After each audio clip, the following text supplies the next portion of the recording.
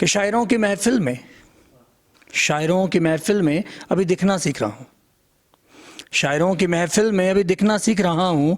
किताब हम भी छुपवा लेंगे, मगर दोस्त अभी मैं लिखना सीख रहा हूँ।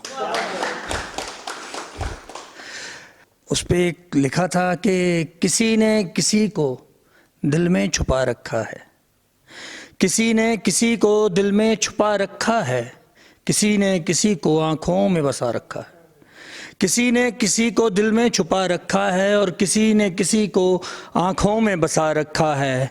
ये कैसी कमज़र्फ़ हवाएं बह रही हैं शहर में, कि ये कैसी कमज़र्फ़ हवाएं बह रही हैं शहर में।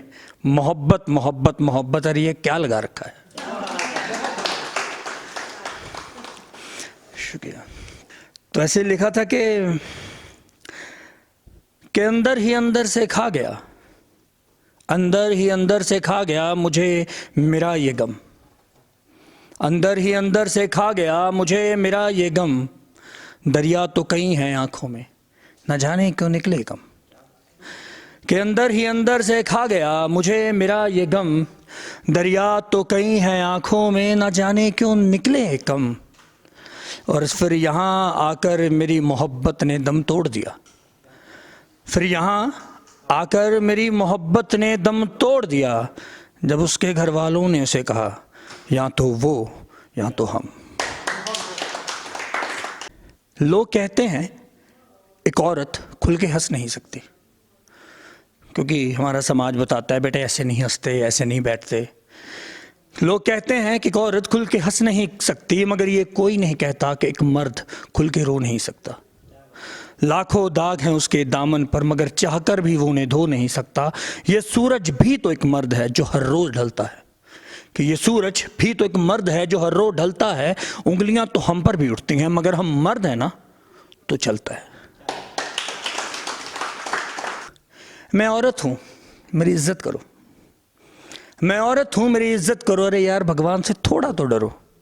इज्जत मांगी नहीं इज्जत कमाई जाती है, इज्जत मांगी नहीं इज्जत कमाई जाती है। ये पहचान की तरह है जो अपने दम पे बनाई जाती है। यूं इज्जत की भीख मांगना हम मर्दों को खलता है। उंगलियां तो हम पर भी उठती हैं, मगर हम मर्द है ना तो चलता है। शुक्रिया। तो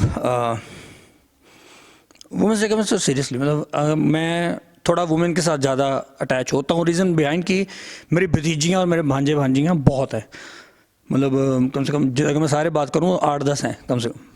तो मैं उनको एक चीज़ हमेशा सिखाता हूँ कि भाई मैं अगर तुम्हें कोई भी कुछ भी कहे कि बेटा ऐसे नहीं बैठना, ऐसे नहीं करना, ये नहीं करना, वो नहीं करना, मैं किसी को सुनने की ज़रूरत नहीं है। जो दिल में आए वो करो, ठीक है। पर एक चीज़ कभी मत करना जो आज थोड़ा ट्रेंड में है कि वुमेन कार्ड मत खेलना कभी भी है ना, वो चीज़ नहीं करनी। किसी से इज्जत ऐसा काम मत करो कि इज्जत तुम्हें मांगनी पड़े। ऐसा काम करो कि लोग तुम्हें खुद ही इज्जत दें देख के। तो जैसे यहाँ पे जो फीमेल्स बैठी हैं तो दे डिज़र्व द रिस्पेक्ट। तो ऐसा ही कुछ था। तो आपके सामने थोड़ा सा है ना पेश करता हूँ कि वो अक्सर मेरे ख्वाबों में आती है, वो अक्सर मेरे ख्वाबों में आती है और आके मेरे सीने से लग जाती है। कभी प्यार से मेरे माथे को तो कभी मेरे गालों को चूमती है। और मैं भी बड़े प्यार से उसे अपने सीने से लगा लेता हूँ। उसकी आंखें माने जैसे कोहिनूर का हीरा, उसके बाल जैसे काली घटाएं, उसके हाथ रुई जैसे मुलायम, और उसका चेहरा, उसके चेहरे की चमक के आगे तो सूरज भी चमका जाए। वो आज भी आई थी, पर न जाने क्यों वो आज कुछ खामोश सी, कुछ उदास सी थी। तो मैंने पूछा कि क्या हुआ, तो उसने कुछ जवाब नहीं दिया और बस सामने वाली कुर्सी पे जाके बैठ गई। मैं उसके पास गया और उसके घुटनों के बल बैठ गया और फिर पूछा कि क्या हुआ। तो उसने ना में सिर हिला दिया और कहा कि कुछ नहीं। तो मैंने उसके मुलायम हाथों को अपने हाथों में लिया और पूछा कि मुझे नहीं बताओगी। तो उसकी आंखों में एक नमी सी आ गई और उसने कहा कि मुझे डर लग रहा है। मैंने पूछा डर? मगर किस लिए? उसने कहा कि मुझे डर लग रहा है कि कहीं कहीं अगर मुझे आपके समाज में आने ही नहीं दिया गया तो, कहीं मुझे पैदा होने से पहले सिर्फ इसलिए मार दिया गया क्योंकि मैं एक लड़की हूं, कहीं कहीं सिर्फ इसलिए क्योंकि मैं एक लड़की हूं मेरे सपनों को, मेरी ख्वाहिशों को कुचल तो नहीं दिया जाएगा। जब मैं थोड़ी बड़ी हो जाऊंगी तो किसी गली मोहल्ले के मोड़ पे मुझे छेड़ा तो नहीं जाएगा, कहीं मेरे कपड़ों की लंबाई से मेरे चरित्र को नापा तो नहीं जाएगा, कहीं किसी अंधेरी रात में अंधेरी गली में कोई वहशी दरिंदा मुझे अपनी हवस का शिकार तो नहीं बना लेगा, कहीं कोई पागल आशिक अपने आशिकी के चक्कर में मेरे मुंह पे तेजाब तो नहीं फेंक देगा।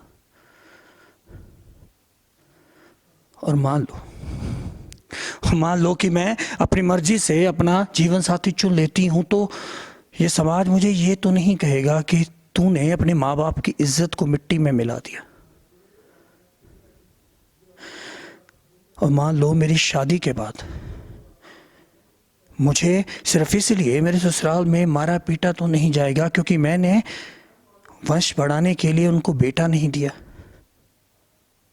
या कभी मेरे ससुराल वाले मुझे दहेज की आग में जिंदा जला तो नहीं देंगे। आप ही की तरह उसकी बातें सुन के मैं भी खामोश था, मगर फिर मैंने खुद को हिम्मत दी और उसके हाथों को पकड़ के कहा कि ऐसा कुछ भी नहीं होगा, मैं हूं ना। तो उसने खुशी भरी आंखों से मेरी तरफ देखा और कहा कि आप मेरा ख्याल रखोगे ना पापा, अब मुझे सर आंखों पे रखोगे ना। अपनी बेटी से तो मैंने ये वादा कर दिया, मगर मैं आज आप सबसे ये सवाल पूछना चाहता हूँ कि क्या हमारा आने वाला समाज हमारी आने वाली पीढ़ी के लिए इतना सुरक्षित और इतना अच्छा बन पाएगा?